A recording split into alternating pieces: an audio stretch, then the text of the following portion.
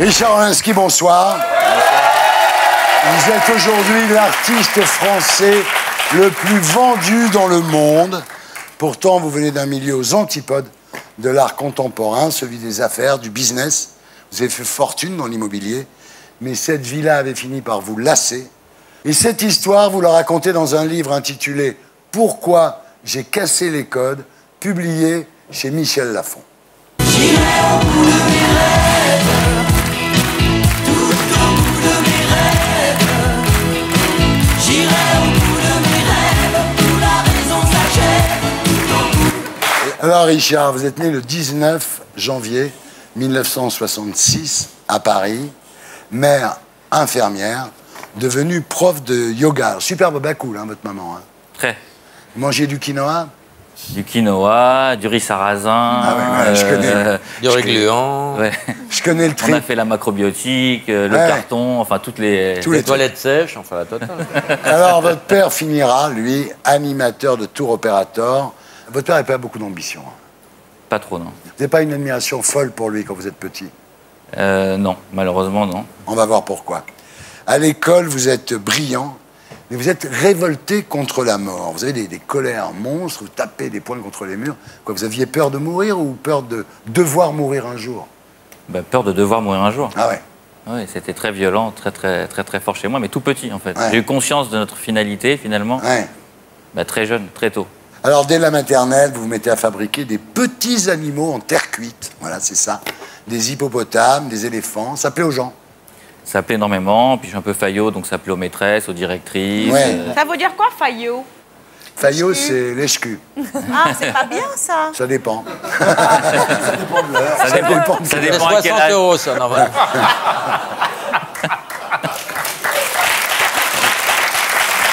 Alors, en fait, vous arrêtez de faire ces petits animaux en terre cuite. Pourquoi? Parce que ça vous rendait un peu ridicule auprès des filles. Bah, c'est pas très rock'n'roll, quoi. Il y a Ouais. un moment, à la préadolescence, il y Ouais. a mieux, quoi. Il y a Avec mieux les que de petits faire animaux. des airs cuites ou faire du tricot. Ouais. Voilà. Alors, à la maison, vous subissez la violence physique de votre père. Il vous bat. Et il vous lance des objets au visage sans prévenir. Hein. C'était comme ça lui prenait. C'était un peu irrationnel. Ouais.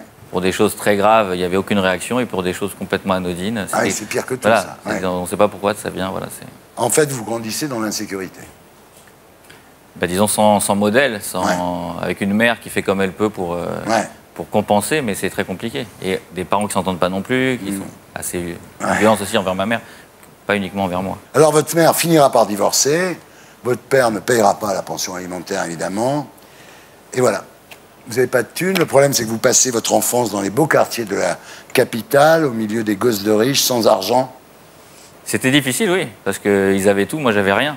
Vous écrivez une poésie à 11 ans. Je voudrais une Porsche quand je serai grand. Et il n'y avait pas que ça, mais c'est vrai, quand je relis cette poésie, je suis très surpris. Je crois qu'aujourd'hui, je ne serais pas capable de la réécrire. Donc, Ouais. déjà, mais j'avais ce rêve, effectivement, de réussite ou de compenser peut-être ce que je n'avais pas. Ouais. À 14-15 ans, vous devenez ingérable. Vous passez vos nuits au Palace, au Privilège, au Bus Palladium.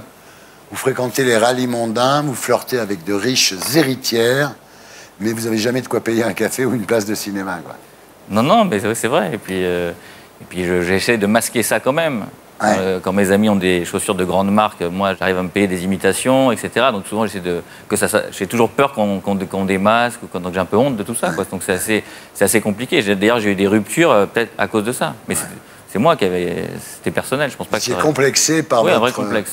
situation sociale, en fait. Oui, même si les amis, c'était en sixième, c'était des amis qui me payaient le cinéma, enfin tout, ouais, qui Ouais. venaient. Bon, c'était compliqué. Après un bac S, un DUG d'économie et un MBA Institute, vous passez donc des petits boulots au business. Et là, vous vous lancez dans l'immobilier et vous ne tardez pas à gagner beaucoup de blé. Vous devenez un moneymaker. En fait, ce que je faisais, c'est que je rachetais des immeubles, des biens qui étaient un petit peu délabrés, et je les rendais, je les redesignais, je les rendais accessibles, ou je les rendais... Vous rendiez la mariée plus belle, quoi. Voilà, exactement.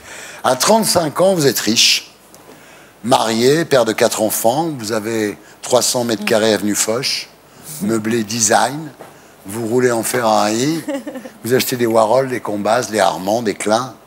En fait, c'est la vie dont vous rêviez étant enfant, quoi. Complètement. Vous avez déjà réalisé à 35 ans, finalement, le rêve de votre vie. Oui, sur le papier. Mais au fond, vous vous sentez cerné par les obligations, vous êtes assailli, toujours, par vos angoisses de mort. Et chaque fois que vous le pouvez, vous vous adonnez à la peinture, à la sculpture.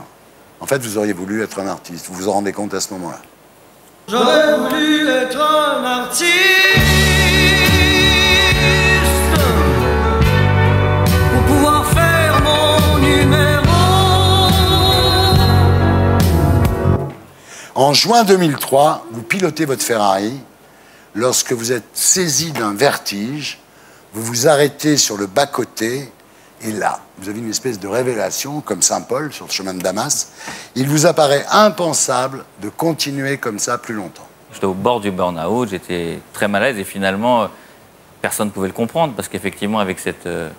Réussi. Oui, cette réussite, en fait, cette image en tout cas, presque Ouais. parfaite, enfin voilà. Et moi, finalement, je suis très malheureux. Je suis très malheureux. Cliché du bonheur, Ouais. mais qui ne vous satisfait pas, en fait. Je suis très malheureux. Là, vous repensez aux figurines en terre cuite que vous modeliez étant enfant, et une image s'impose, le crocodile. Bah, c'est un animal qui a traversé toutes les ères, qui est témoin de... Enfin, qui a un cerveau reptilien. Il y avait un rapport entre l'homme, la violence animale. Je trouvais qu'il y avait quelque chose d'assez... qui m'impressionnait beaucoup. Alors là, votre vie vient de basculer. La fabrication du crocodile va tourner à l'obsession. Vous visitez tous les ateliers, toutes les fonderies. Vous devenez dingue de cette histoire de crocodile. Et à la maison, ça râle. Ah oui, c'est chaud. Votre femme, elle ne comprenait pas pourquoi d'un seul coup, c'était le crocodile, quoi. Je pensais que j'étais un peu barjo, quoi, en fait. Ouais. Que j'avais complètement déraillé. Il n'y avait pas qu'elle. Hein. Elle est très sceptique, votre épouse, hein. Ah oui, plus que sceptique, oui. Alors, vous poursuivez votre rêve de démocratiser la sculpture, donc de faire des œuvres qui aient une allure de jouet. Vous persévérez là-dedans. Et en 2004, vous mettez en vente donc le crocodile rouge. Alors, évidemment, vous avez un look à l'époque de Golden Boy, quoi. Le galeriste, quand vous allez le voir, il vous prend pour un marchand et il dit bah, c'est pas mal votre truc, je vous les prends, mais on va les faire signer par un artiste reconnu. C'est super vexant. Oui, c'est une espèce d'humiliation, mais d'un autre côté, bon, j'ai accusé le coup, et puis, bon, avec l'expérience et ce que j'ai vécu avant, j'ai dit, bon, bah, c'est pas comme ça qu'il va falloir faire, on va Ouais. changer son fusil d'épaule. En même temps, Jeff Koons, il était trader. Oui, mais il s'est peut-être pas présenté non plus Non, à en une costume galerie. cravate. Voilà. Ouais. Alors au début, vous vendez à perte. On retrouve le businessman. Vous vendez le crocodile à 990 €.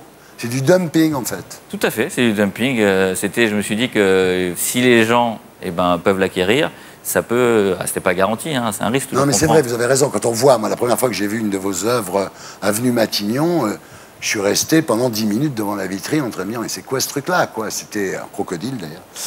Alors bientôt, vos œuvres s'arrachent comme des petits pains. Et là, vous augmentez vos prix. Bah, j'essaie de récupérer un petit peu l'investissement, oui. Alors, vous faites le crocodile en rouge, en noir, en rose, en bleu, en violet, et puis même en or, en diamant. Il y a un mec qui vous achète un crocodile serti de diamant ou en or. Enfin, vous tombez sur des gens qui ont de l'argent à dépenser, quoi.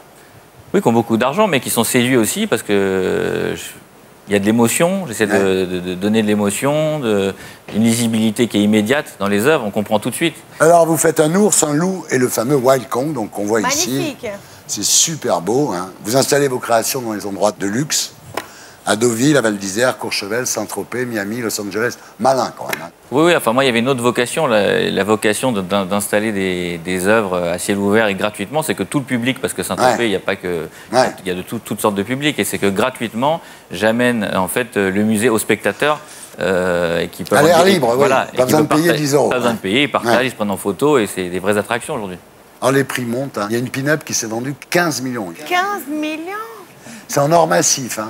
En or massif, oui. Un armateur italien. Oui, mais d'où le prix. C'est déjà le prix de la matière première, l'or, c'est quand même accessible. Et il était en or comme ça? Ou il était en rouge? Il était... En or. Oui. Non, rouge, oui. Dis oui. Ça vaut combien maintenant, un truc comme ça, là? Ça vaut un peu plus de 100 000 €. Vous en vendez beaucoup? J'en vends beaucoup, mais après, je cherche aussi à faire des sculptures qui ont des prix aussi bas, qui sont accessibles, puisque je fais des sculptures aussi pour... je fais une collaboration avec un parc d'attractions, une célèbre souris, et on a une œuvre qui se vend à 45 €. Michel, Vous connaissiez le travail de Richard? Oui, oui. Il est très bien. Et puis en plus, Richard est très généreux parce que quand il y a des soirées pour l'humanitaire, de charité, il offre ses œuvres. Et, voilà. Pas qu'il est généreux, c'est qu'il est systématiquement là dans toutes les soirées caritatives. Voilà. Ah oui. Ah ouais. Voilà. Ah, bravo en tous les cas. Vous êtes sorti de l'immobilier, c'est bien. Et pour être sûr de ne rien rater de Inarditube, abonnez-vous et mettez un pouce bleu.